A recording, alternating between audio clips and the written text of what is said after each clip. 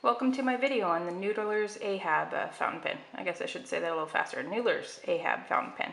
We're going to start this review in reverse today than I would normally and have the pen all broke apart for you, and I will explain why in just a minute.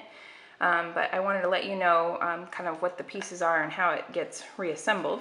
First of all, it comes in this box that all Noodler's fountain pens come in with illustrations on the side, which are pretty interesting, and some verbiage that they write in on all their fountain pens. It also comes inside the box, with this very handy guide to using their pen. And what it's intended for is the tinkerer, somebody who wants to take this pen apart and maybe tinker with it and adjust the flow, make it a little bit more their own.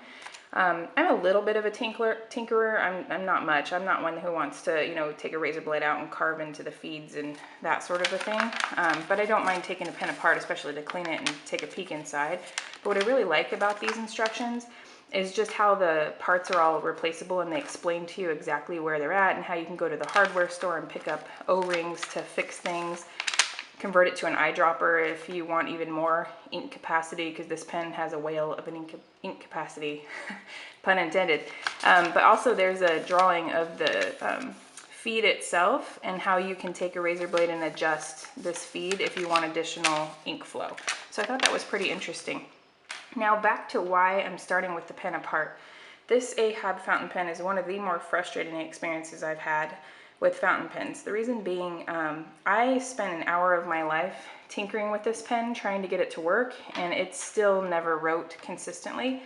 I could get maybe a few words or a page out of it, and that was about it. It was very frustrating. But what I figured out after taking this thing apart my fourth time, I'm a little slow, is apparently this feed here, I noticed after the fourth time taking it apart that it's milled off to the left.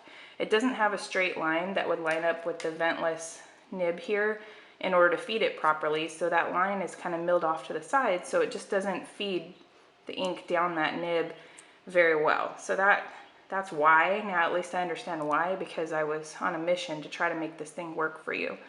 So what I would do first if I was reassembling this pen, just for those of you that maybe have never done it, is just take this section here, the feed, and attach it to the nib. Just lay it on friction fit, and then you take this little piece here, and it goes, this is like a breather tube that helps you grab some ink. Oh, I'm sorry, put that on backwards. And you just kind of shove it in there until you line up the feed and the nib in a place that makes you happy, usually about 9 or 10 tines showing. Then what you'll do is, this is a plunger fill, which is actually a very nice filling system that Noodler's has. You just take this, I close it all the way, and line up this breather tube, and it inserts right in there. And then attach that, put the body of the pen back on. Well, you would first put it in a bottle and suck up your ink, and then you would attach the back of the pen, of course. And I wanted to show you, it's just a gigantic nib and a gigantic pen. This clip is also based on the sperm whale from Moby Dick, and there's a whole bunch of references to that in this guide that I showed you. I thought it was really interesting. So size-wise, this is the biggest pen that Noodler's makes, and you can see up against some other Noodlers that it is just massive.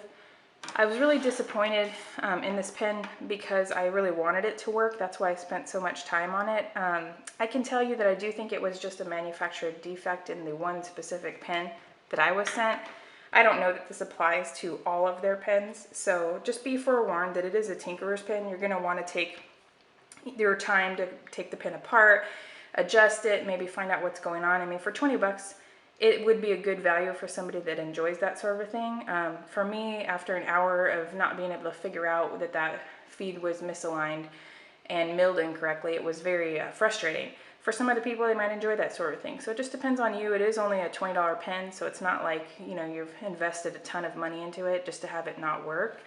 But again, I like all of my pens to work out of the box, and then you can just fine tune later. So anyway, if you want more information on it, or you want to see a writing sample, check out my site at bestfountainpen.com. The reason I didn't do a writing sample today is because I was so frustrated that it didn't really write. But what I did on my site was did a dip pen writing sample, which is I just dipped the nib of the pen in some bottled ink and wrote out a page for you so you could see how it would write if that feed was functioning well. So again, if you have any questions, just let me know. But bestfountainpen.com is where you can find a more detailed review and a writing sample as well. Thanks.